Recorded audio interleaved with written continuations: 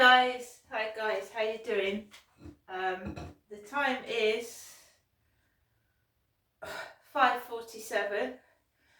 It is Tuesday, so I'm back from my mum's. Good evening. Yep, I didn't say anything to anybody because I didn't want a repeat performance of the near taxi crash. I thought if I did say something might happen, so I didn't say anything. My mum rang me this morning and she just said that would I like to go up there tomorrow, which is Wednesday, and I thought no. I thought if I'm going to go up and see my mum before Mother's Day, that I would see her, I'd like to see her today. And my mum, first of all, she said she hadn't been feeling well and would I come up tomorrow, so I said yeah, that's fine. And then she changed her mind. And she said, well, all right, come up today, Genestra. So we both agreed that the usual time the taxi comes is about 12:15ish. And I said to my mum, ring Star Taxis. She said, are you sure? I said, yeah, ring Star Taxis, because the guy that drove me home last time was from Volks Taxis.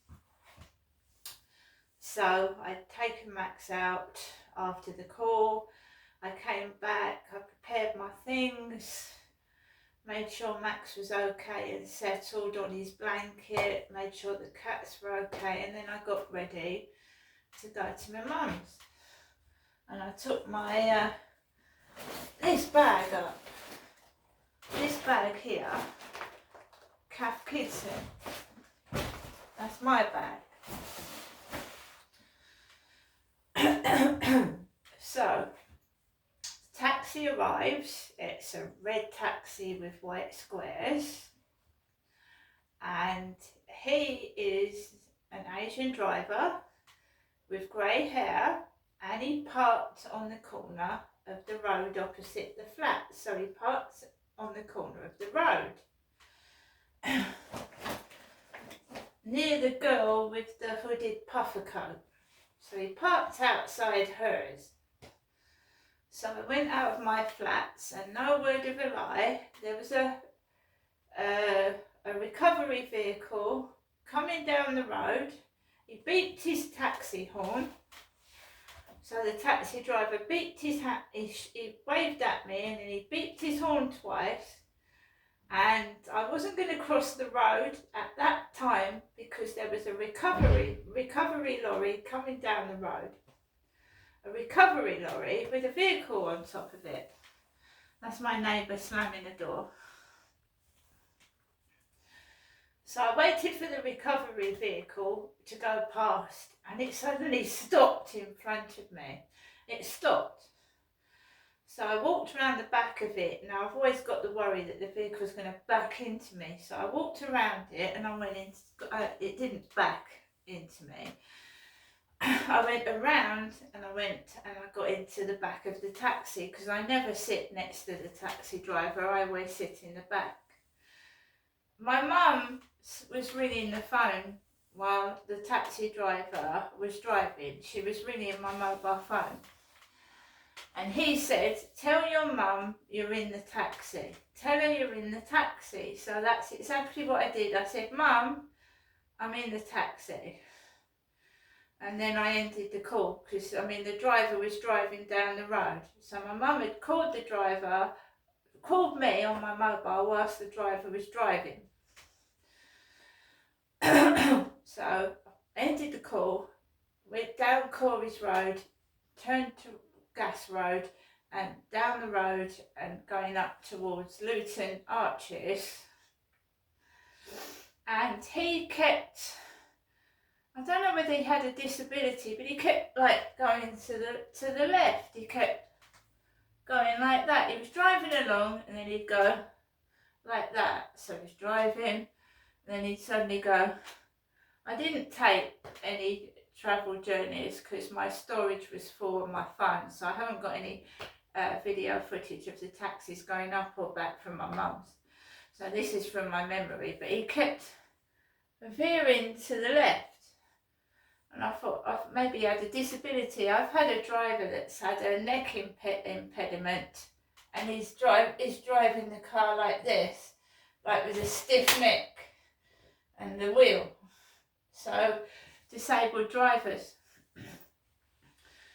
So he wasn't driving too fast. He was driving normally. He doesn't drive outside my mum's property. No. He doesn't drive up to my mum's property. He leaves me 2 doors down. So I pay the driver with my money.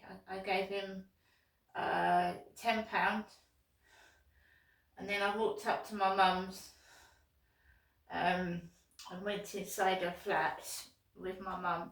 She had a nice pair of cross-hatch jeans on, cross-hatch. She had a furry grey jumper. Just remember, I've been writing details down in my diary for as long as I can remember about trips up to my mum and my dad's when he was alive. So she had this furry grey jumper on, cross-hatch jeans, and I really didn't actually look at my mum's feet today, so I don't know. She's been wearing high-heeled shoes twice, but I didn't look at her feet, to be fair. I didn't even notice her footwear. She had her hair all curled over at the front. So her fringe was all curled over. So her grey hair was up and her fringe was curled over, grey hair.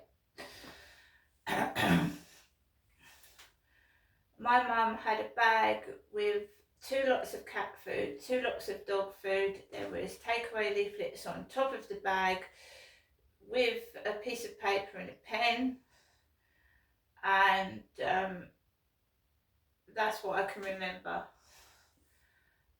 My mum looked quite fit and agile for her age. She was picking things up. She was like fit for nearly 80. She was really just picking up bags and walking around.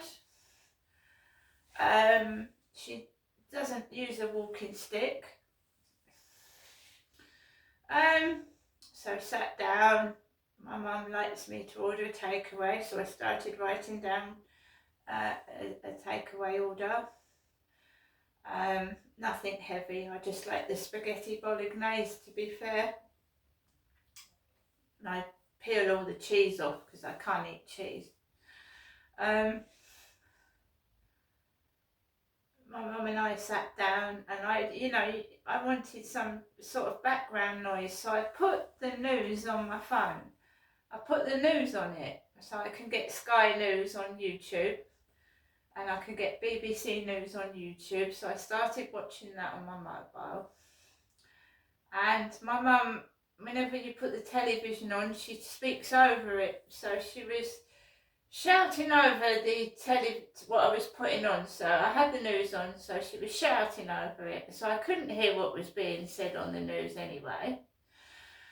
I noticed that there had been a bus crashed through a Soho window. So there'd been a bus accident up in Soho, London. I also watched Levi Bellfield.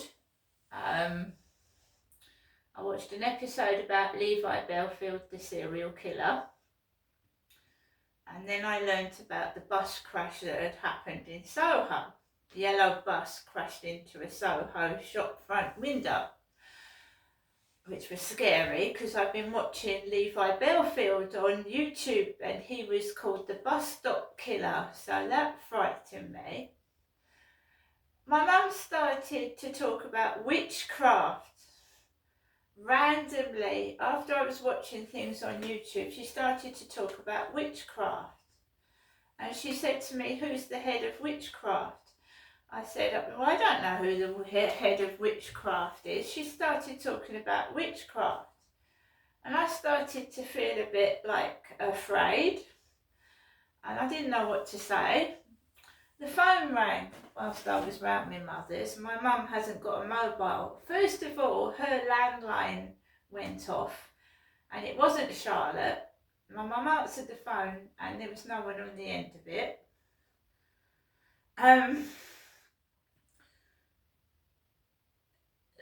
someone called me at 2:44 p.m.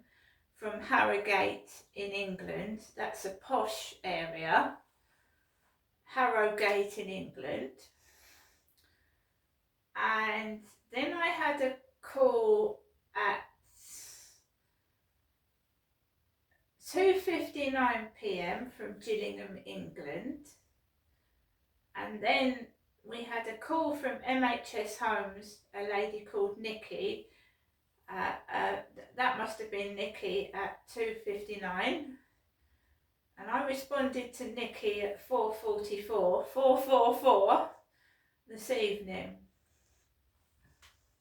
And my mum's just called to check that I've got home okay, so she phoned this time to check. So, sat down, chatted. Whenever the phone goes, my mum starts to get agitated. And she goes off on one. And she starts like talking about random stuff. The takeaway took about 3/4 of an hour, 50 minutes to arrive. It was piping hot, it was a bit burnt, the spaghetti had black bits all over it on top. So the takeaway from Go Go Pizza, the spaghetti bolognese was all burnt on top, black bits. I picked them off. I don't want to eat burnt food, so I picked off the burnt bits. He'd forgotten the Coke Zero, but I never said anything. I'd asked for a can of Coke Zero, but it didn't arrive. So I started eating the spaghetti. My mum put her food in the halogen oven because her cooker isn't working. Her cooker isn't connected to the electricity. So she uses a halogen cooker and it gives off a pungent smell. It makes your eyes sting. So she started cooking her dinner in the halogen oven and it was giving off a potent stench, making my eyes water. I've had a sore throat all day, as you can hear. I've been trying to get phlegm out my throat, like something stuck there, and I have to keep coughing it up. I've inhaled numerous amounts of weed over the weekend, just going out and about around Rochester. So I ate my takeaway. Mum cooked her food in the halogen oven and she had a steak knife. So she was sat there with a sharp steak knife and a fork. So she had a steak knife in her hand. It's extremely sharp and she had a fork. I'm not saying she'd use it on me, but she was getting agitated when the phone was going off. And when I mentioned Nikki had called me, she got really agitated and this knife was going up and down while she was eating. And I was there on my own with my mum. I'm not saying she'd use it, but I thought, oh my God, she was getting agitated after the phone was going off. So she had her dinner. Really not much to say. There was no TV. Charlotte didn't ring the mobile. Charlotte didn't knock the door. There was these calls that I didn't answer Nikki round my mum's because I didn't want my mum to go off on me. And by the way, it's a property that's not suitable for me, so I'm not moving out of here. It's not suitable. Nikki and I discussed it and it's not suitable for reasons. It's just not suitable. I've got a pelvic scan this week. I've got a blood test next week. I'm not Superwoman. I can't like rustle up 200 pounds in 2 or 3 days. I can't do that. Right? I haven't got the money. So the property's not suitable for reasons that I told Nikki. I do have pets. I've got 2 cats and a dog as well. right? And I want to take all my pets with me, not just the one, stuff like that. So this place is bloody secure. It's in a nice location. So I've got time to move out properly, not in a rush either, and accrue a load of debt. I don't want to get into debt or move into a property that isn't suitable and things go wrong. I want it done cool, calmly, collectively, and I am going to need a bit of help when I do move, right? You can't expect someone to cough up nearly £200 in like 2 or 3 days. That's impossible as well.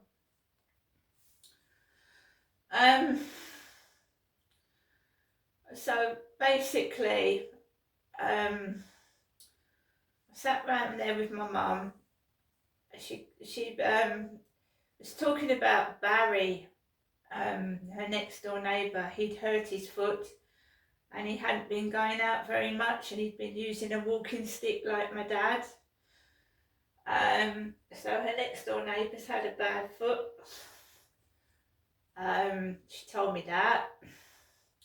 I saw one of her neighbours come out with a brown dog, and at one point my mum was stood looking out of the kitchen window going woof woof, and she was going woof woof, woof woof, hello Sam, woof woof, woof woof, hello Sam.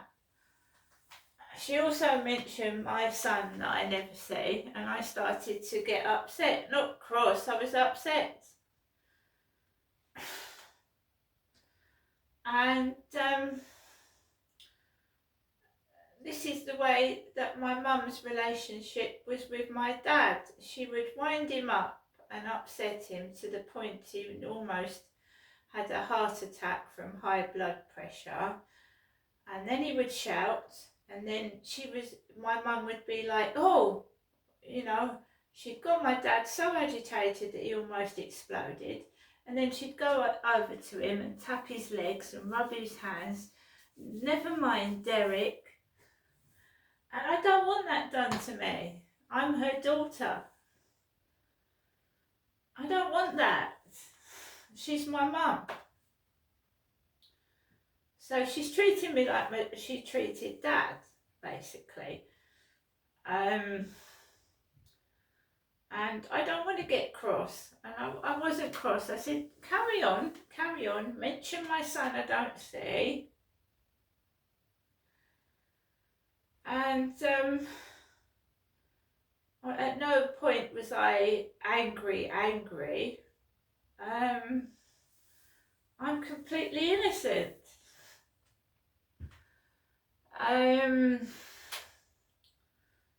So we're back to square one. I said, Mum, what do you want for Mother's Day? She wouldn't tell me.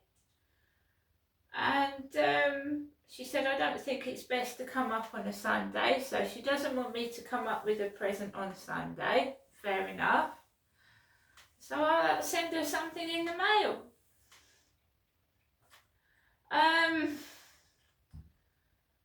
My mum kept saying, she just kept wanting me out to go. I felt like as soon as I'd got in the flat, she was trying to get me to go. And that's not a nice feeling either. She's trying to rush me off. So I don't know if she knew something was going on when I needed to get home, but she kept trying to rush me off and get me out of there, and I wasn't budging because, you know, I like to have a break from this place. And I've now been offered a property I can't accept because it's unsuitable. The law of the sod. Sod's law. So I'm stuck in this property still, and the same things are happening. And it will continue to be like that until something changes. So yeah, my mum was sat there with a steak knife losing her cool. When it came time for me to go home, I said, ring Star Taxis, Star Taxis said that they would be 20 minutes, and they were very, very good. It was an Asian lady, woman, and she drove me back the long way because there was heavy traffic. My mum had given me £13 for the taxi, £10 and a £2 coin and a pound coin, and the taxi fare came to £12, just over £12. And the taxi driver just said, give me 12. So again, it felt like my mother knew that was going to happen. I had the feeling she knew the taxi was going to be longer than normal, and that was going to happen, because the taxi driver said, shall we detour around to Chatham bus station? So the driver actually went underneath the Luton Arches into and around Chatham bus station, and there had been that bus crash in Soho, London. It was raining. There was puddles of water everywhere. There was people driving recklessly. There was people walking across the road without looking. The taxi driver had to beep about 3 times because she nearly ran up. She would have run over. People were just walking recklessly across the road without looking. And she had to beep her horn about 3 times for them. They're just walking like zombies across the road, not just walking out in front of cars. And she beeped the horn loudly. I saw number plates of cars that were half his car upstairs. I don't drive because I wouldn't order a taxi if I didn't drive. If I had a car, I wouldn't order a taxi, would I? It'd be a waste of money. So again, cars like his old car upstairs with the number plate on it, half of it like his. And I don't even drive a car. I did feel scared at points. I did feel afraid. But I need to get out. I can't stay in this flat, can I? With no company and nothing. You know what I mean? It's just ridiculous. So I've eaten a takeaway from Go Go Pizza. Just the spaghetti bolognese. My mum has given me dog and cat food, and she's given me a bit of money. And I've questioned my mother. I said, it's very, very nice. I get calls from you. I see you, but I don't get calls from anybody else, and I don't see anybody else. And that's the way it's been since I've been down here for 15 years now.